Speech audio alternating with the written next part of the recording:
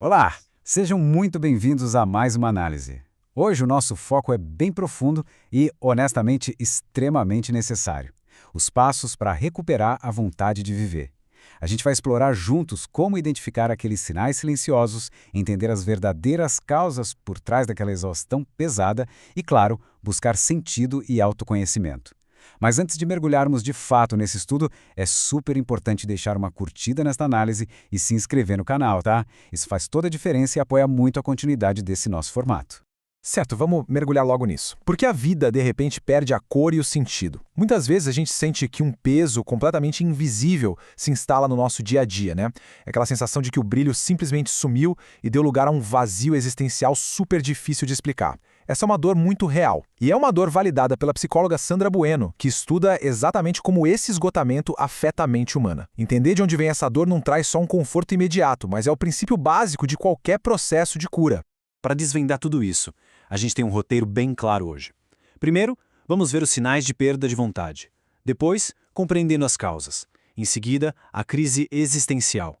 No passo 4, a vontade de sentido. E, por fim, os passos para a recuperação. Entendendo os sintomas e as causas, no finalzinho dessa nossa análise, o caminho terapêutico para a recuperação vai ficar super claro para todo mundo. Então, começando pela parte 1, sinais de perda de vontade, ou como a gente pode identificar esse vazio. Nessa fase de diagnóstico, identificar de forma objetiva o problema é literalmente o passo mais crucial para começar a melhorar. Porque assim, comportamentos sutis vão se acumulando ao longo de anos sem que a gente sequer perceba que a vontade de viver está aos pouquinhos se apagando. E olha só como os sinais são bem específicos. Tem a perda daquele prazer em atividades que antes eram super satisfatórias, tem também um sentimento inexplicável de vazio e é preciso prestar muita atenção num detalhe. Uma severa falta de energia vital para começar ou terminar tarefas. É muito importante deixar claro que isso não tem absolutamente nada a ver com preguiça. Trata-se de uma perda profunda de vitalidade interna mesmo. Uma ausência daquela nossa força motriz. E essa falta de força vital muitas vezes aparece de um jeito quase físico. A psicologia traz uma metáfora visual fortíssima para isso, que é a sensação de ter um buraco no peito. É muito poderoso, não é? Porque não aponta para um problema biológico, mas funciona como um alarme gigantesco da mente, avisando que existe uma desconexão total com o nosso propósito de vida. O que nos leva à parte 2, compreendendo as causas, o verdadeiro porquê dessa exaustão. Agora, o que é realmente interessante aqui é mudar a nossa perspectiva e investigar as raízes profundas, em vez de só olhar para os sintomas. Vale muito a pena observar esse contraste. De um lado, a gente tem uma vida movida pelo estresse. É literalmente como um cachorro correndo atrás do próprio rabo, sabe? Uma exaustão constante, um ciclo de acordar, trabalhar sob tensão extrema, dormir e repetir. Do outro lado, a vida movida por sentido, onde o movimento é ir para frente em direção a projetos e sonhos. É exatamente isso que gera aquele impulso vital enorme que energiza o corpo e a mente, em vez de drenar tudo. Outra causa super frequente e bem perigosa é o que a gente chama de tomar a parte pelo todo. A gente conhece bem aquela situação onde uma única frustração, tipo um projeto que deu errado ou um relacionamento que terminou, acaba contaminando o resto. O grande erro mental aí é deixar que essa decepção muito específica bloqueie toda a vontade de viver, de um jeito generalizado. É como se a vida inteira passasse a ser julgada e condenada por causa de um único evento que não saiu como planejado. Isso nos joga direto no nosso terceiro ponto, a crise existencial como um ponto de partida. Essa tal crise existencial costuma assustar bastante, mas a gente precisa mudar completamente o jeito de olhar para ela. A crise existencial não é uma doença. Muito pelo contrário, é um questionamento fundamental da nossa própria existência. Se a gente pensar bem, se tem um vazio, se existe aquele buraco no peito que comentamos, isso simplesmente significa, por pura dedução lógica, que existe um espaço novinho em folha esperando ativamente para ser preenchido com sentido. A crise serve justamente como esse ponto de partida super necessário para o nosso amadurecimento. E para preencher esse espaço, entramos na parte 4, a vontade de sentido através da visão da logoterapia.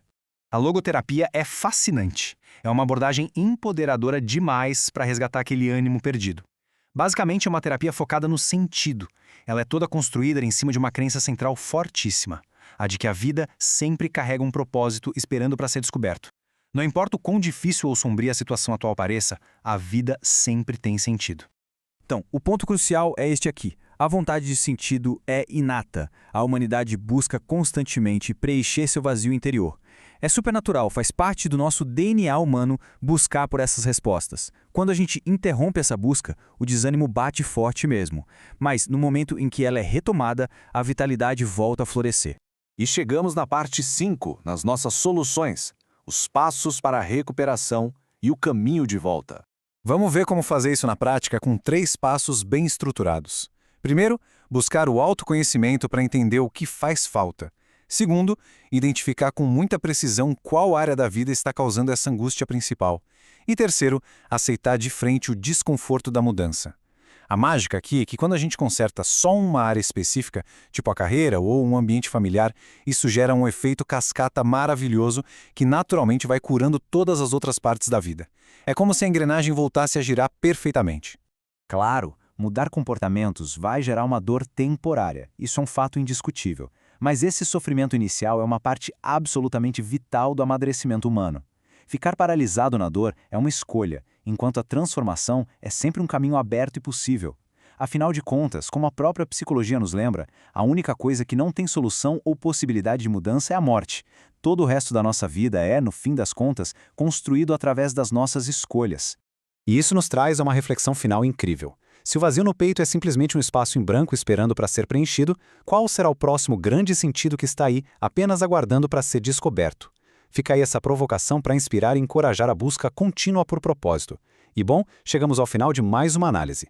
Para continuar recebendo esse formato estruturado de conhecimento, o pedido é bem simples. Deixe uma curtida e se inscreva no canal para garantir que mais conteúdos assim sejam produzidos. Um grande abraço e até a próxima.